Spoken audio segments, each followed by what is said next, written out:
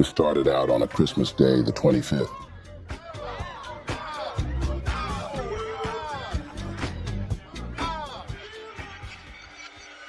It was an outrage, provoked by the irrepressible want for the freedom of a people.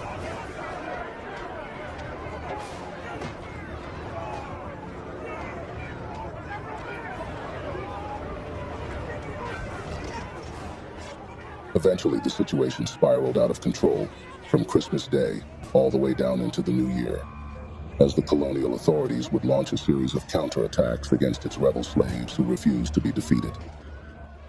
Such display of mutual cruelty in the name of survival would forever be a historic defiance of the meanings built around the nostalgic day of Christmas.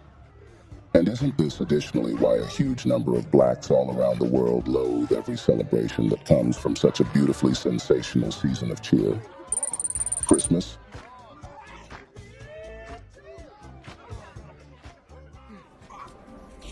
Where it was all nothing but a repeatedly traumatizing season for their enslaved ancestors in those dark eras of slavery. Now sit back.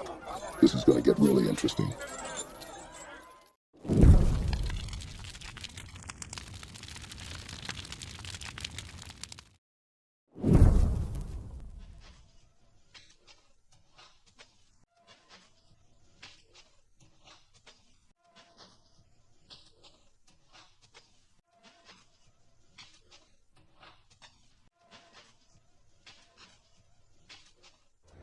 The Christmas Rebellion, also known as the Baptist War, the Sam Sharp Rebellion, the Christmas Uprising, and the Great Jamaican Slave Revolt of 1831 to 1832, was an 11-day rebellion that started on the 25th December 1831 and involved up to 60,000 of the 300,000 slaves in the colony of Jamaica assent to the Slave Emancipation Act of 1833.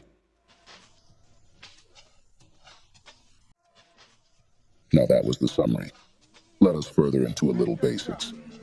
As the warm Caribbean sun dipped into the horizon in December 1831, a sense of foreboding settled over the island of Jamaica. For months, whispers of discontent had been circulating among the enslaved population, their voices hushed, but their determination growing with each passing day.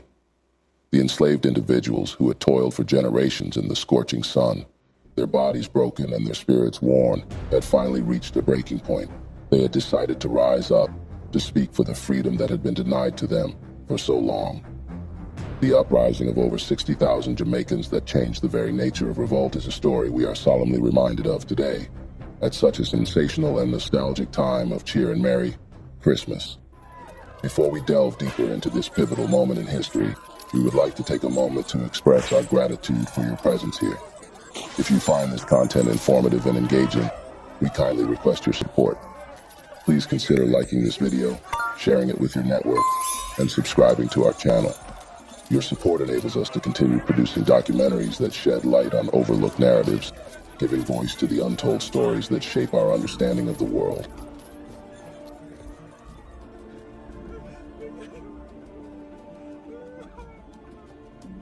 His master treated him very well and allowed him certain privileges.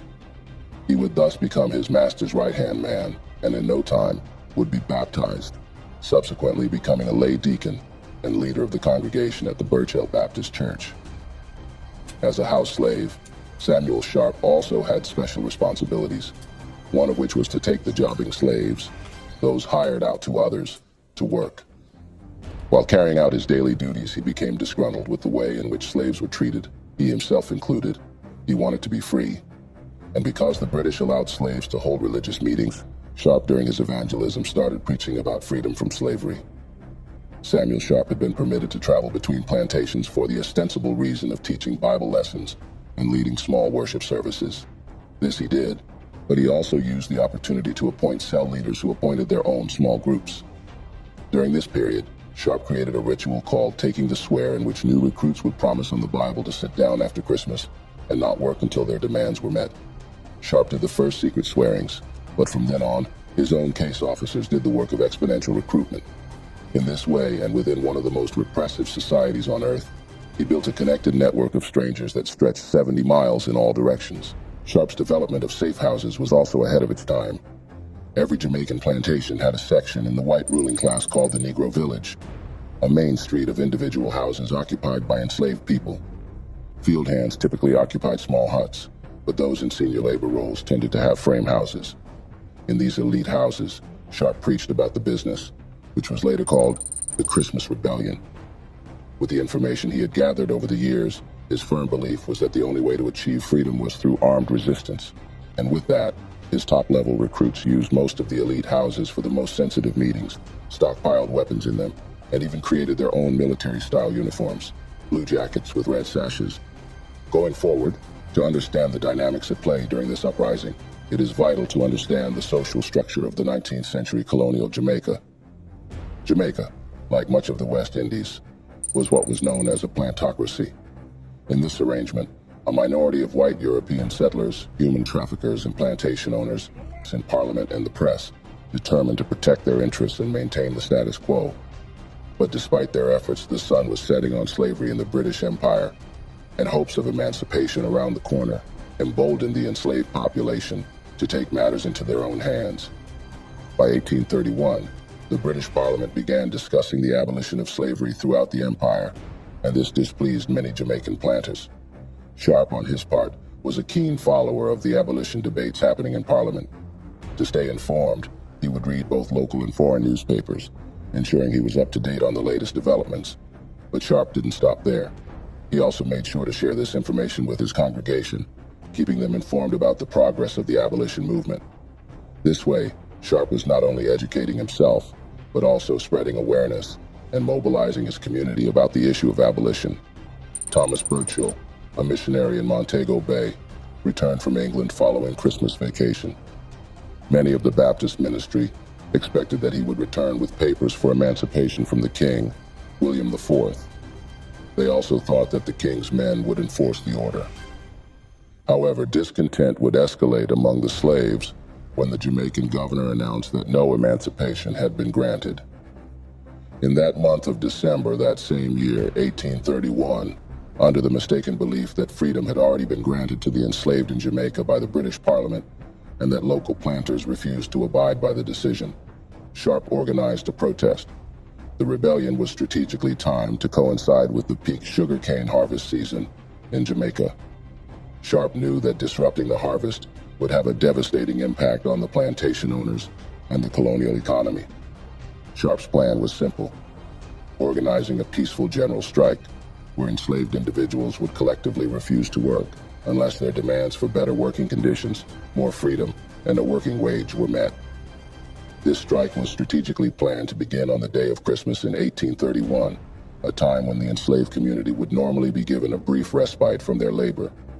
It was intended to be a non-violent form of protest, with enslaved individuals simply refusing to work until their demands were met. Sharp and his followers believed that by withholding their labor, they could pressure the plantation owners and managers to negotiate and grant them better working conditions and more freedom. Their refusal to work would prevent the sugarcane from being cut, resulting in the loss of the crop. This would simultaneously exert significant economic pressure on the plantation owners and colonial authorities, forcing them to consider the rebels' demands for better working conditions, more freedom, and ultimately, emancipation. Enlisted to be his military commanders were fellow literate enslaved Africans, spanning several different estates, illustrating the effectiveness of the vast communication network known colloquially as the slave grapevine. As the Christmas of the said year of event fell on a Sunday, which apparently was to be a traditional day of rest, Samuel Sharp had assumed that the enslaved workers would be entitled to the following Monday, which was Boxing Day, and Tuesday off as well. Seizing this opportunity, Sharp decided that the protest was to begin on that Sunday, December the 25th, 1831. The rebellion had begun in the parish of St. James, with a group of enslaved individuals, led by Samuel Sharp himself. As news of the uprising spread all through the whole of Jamaica, an estimated number of 60,000 slaves, from the total slave population of 300,000, took part in the rebel assaults on plantation property, taking over large rural parts of St. James Parish. The initial peaceful demonstration soon became a violent uprising, and out of a population of 600,000, an estimated 60,000 took up arms to resist their oppression. Any pretense of a peaceful demonstration was lost when Kensington Estate was set ablaze by enslaved rebels, with the rebellion taking place in earnest soon after. While initially some plantation owners fought back, they were no match for the tactics of Sam Sharp and his military commanders. As the day wore on into the next, the embers of rebellion continued to glow, and by the next morning, the strike soon spread to other parishes including St. James, Trelawney, and Westmoreland, and to some sections of St. Elizabeth Parish. By this time, the rebellion was now a raging inferno, fueled by the deep-seated desire for freedom that had been burning within the enslaved individuals for generations. With a fierce determination, they began to target the symbols of their oppression, burning plantations to the ground, destroying crops, and attacking their enslavers. The once peaceful countryside was now a battleground, with the sound of drums, conch shells, and gunfire echoing through the hills and valleys. The colonial authorities, caught off guard by the rapid spread of the rebellion, scrambled to respond. Governor Sir William Lindsay, determined to maintain order and protect the interests of the plantation owners, deployed troops to quell the rebellion. The militia, composed of British soldiers and local volunteers, was tasked with restoring order and crushing the rebellion. But the enslaved individuals, fueled by their desire for freedom, were not easily intimidated. They continued to fight back, using guerrilla tactics and their knowledge of the terrain to launch surprise attacks on the colonial forces. The stage was set for a brutal and bloody conflict, one that would leave a lasting impact on the island of Jamaica. As the colonial authorities struggled to contain the rebellion, they found themselves facing a determined and resourceful foe. The rebels, despite being outnumbered and outgunned, fought bravely, using their intimate knowledge of the island's terrain to launch surprise attacks on the colonial forces. But the authorities were determined to crush the rebellion, and they responded with brutal force, killing hundreds of enslaved individuals and burning their homes to the ground. The violence and destruction only seemed to intensify as the days passed, and by December 27, 1830, the once peaceful countryside was now a war zone, with the sound of gunfire, screams, and wailings filling the air. As the colonial authorities struggled to contain the rebellion, they turned their attention to capturing its leaders. Samuel Sharp, the charismatic Baptist preacher who had sparked the rebellion, was among the first to be arrested. The authorities, hoping to decapitate the rebellion by capturing its leader, threw Sharp into prison, charging him with inciting the uprising. Despite the arrest of Sharp and other suspected leaders, the rebellion showed no signs of slowing down. In fact, it seemed to gain momentum, as if the very act of arresting its leaders had galvanized the enslaved individuals to fight even harder for their freedom. The colonial authorities, realizing that they had underestimated the depth of feeling among the enslaved population, began to worry that they might be facing a full-blown revolution. As the situation spiraled out of control, the colonial authorities would launch a series of counterattacks against the rebels on the 28th of that same month of December, with more troops and militia being deployed to quell the uprising. It was a sorry sight, the sounds of gunfire and cannons echoing through the hills and valleys. The authorities, confident in their superior firepower and training, expected to quickly crush the rebellion and restore order to the island. But the rebels were not easily intimidated. Well organized and determined, they continued to fight back against their oppressors. As the last days of 1831 ticked away, the rebellion in Jamaica reached a fever pitch. By the 29th of December, Jamaica was already a landscape of smoldering plantations and charred ruins, the aftermath of the rebels' daring raids on colonial strongholds. But despite their initial successes, the rebels soon found themselves faced with a formidable foe. The colonial forces at this time had been reinforced by fresh troops, determined to crush the uprising once and for all. The battle on December the 29th was nothing short of intense and brutal, with both sides suffering heavy losses. The rebels, however, refused to back down, driven by their desire for freedom and their determination to resist the brutal system of slavery that had held them captive for so long. As the day wore on, the colonial forces began to gain the upper hand as they pushed the rebels back and regained control of key strongholds. But the rebels were far from defeated. The day wore on. It was now the 30th day of December. The rebels proved to be full of plans, resilience, and readiness. They had launched a series of surprise attacks on colonial forces, catching them off guard and inflicting significant casualties. The fighting was the fiercest, and the mutual surroundings now rife and boiling with stupendous destruction. Such display of mutual cruelty in the name of survival was a historic defiance of the meanings built around the nostalgic day of Christmas, with rebels and colonial forces clashing in a maelstrom of gunfire, screams, and wailing. Despite their bravery, however, the rebels were ultimately outnumbered and outgunned, and they were forced to retreat and regroup. By December the 31st, the British authorities were forced to implement martial law on the island amid the chaos, and had no choice but to ask for assistance from the Maroons, an independent community made up of runaway slaves and very skilled fighters. The intervention of the Maroons proved decisive in crushing the rebellion and capturing Sam Sharp's deputies in command and a number of other leaders, including Campbell and Dehaney. Hundreds of rebels had been killed during the fighting, compared with only a handful of whites. Many more rebels were captured and killed after the fighting had ceased, while the property damage inflicted upon slave owner properties was immense. At this time, the rebels knew that their time was running out. The colonial forces had regained control of the island, and the rebels were exhausted, battered, and bruised. But even in defeat, the rebels refused to surrender. They vowed to continue their fight for freedom, even if it meant going underground and waging a guerrilla war against their oppressors. And so, as the old year gave way to the new, the rebels slipped away into the shadows, their spirits unbroken, and their determination to fight for freedom burning brighter than ever. On January 2nd, 1832, the colonial authorities launched a major assault on the rebel stronghold of Kensington Estate, which was located just outside of Montego Bay. The rebels, led by men like Thomas Dove and William Turner, put up a fierce resistance, but they were ultimately outnumbered and outgunned. Many rebels were killed or captured, and the colonial authorities claimed a major victory. But the rebels still didn't give up. On January the 3rd, 1832, a group of rebels launched a surprise attack on the colonial forces in the town of Falmouth. The attack was led by a rebel named James Harris, who had managed to evade capture despite being one of the most wanted men in Jamaica. The rebels inflicted significant casualties on the colonial forces, but they were ultimately forced to retreat. As the rebellion entered its final days, the colonial authorities began to round up suspected rebels and bring them to trial. The trials were often brutal and unfair, with many of the accused being sentenced to death or transportation.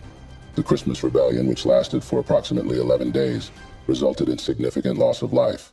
Over 200 enslaved individuals and 14 white overseers or planters lost their lives during the uprising. In the aftermath, the colonial authorities launched a brutal crackdown on suspected participants.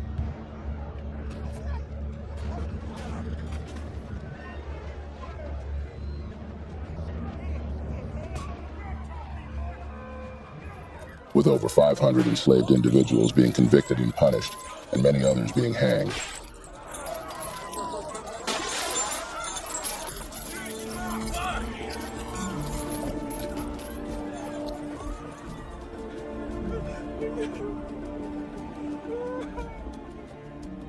As a warning to others, the severed heads of the executed were displayed around their plantations. Despite his bravery, Sharp was eventually tried, convicted, and sentenced to death.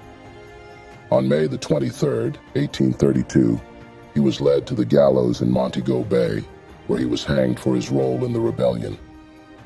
Sharp was buried like a criminal in the sands of Montego Bay Harbor, but his remains were later recovered and buried beneath the pulpit at the Birchell Baptist Church. The rebellion's impact was felt far beyond Jamaica's shores. It, along with other rebellions, including the Haitian Revolution, made European enslavers realize that controlling large slave populations was unsustainable. This realization contributed massively to Britain's decision to abolish slavery in 1833, just 2 years after the Christmas Rebellion. However, the road to full emancipation was long and arduous. The act stipulated that formerly enslaved individuals would have to undergo a period of apprenticeship under their former masters before being granted full freedom. It wasn't until 1838 that unconditional emancipation was granted. In closing, the legacy of the Christmas Rebellion extends beyond its impact on the abolition of slavery. It also highlights the bravery and determination of enslaved individuals who fought for their freedom. Samuel Sharp's leadership and the rebels' willingness to challenge the status quo paved the way for future generations to continue the fight for equality and justice. Within 18 months of the rebellion, William IV gave his reluctant royal assent to the Slave Emancipation Act of 1833. Samuel Sharp, however, did not live to see the fruits of his labor. He was hanged on May the 23rd, 1832, before the act was passed. Nevertheless, the revolutionary methods of the business had ultimately triumphed against the most powerful government in the world, leading to the emancipation of over 800,000 people. That brings us to the end of yet another heartwarming video.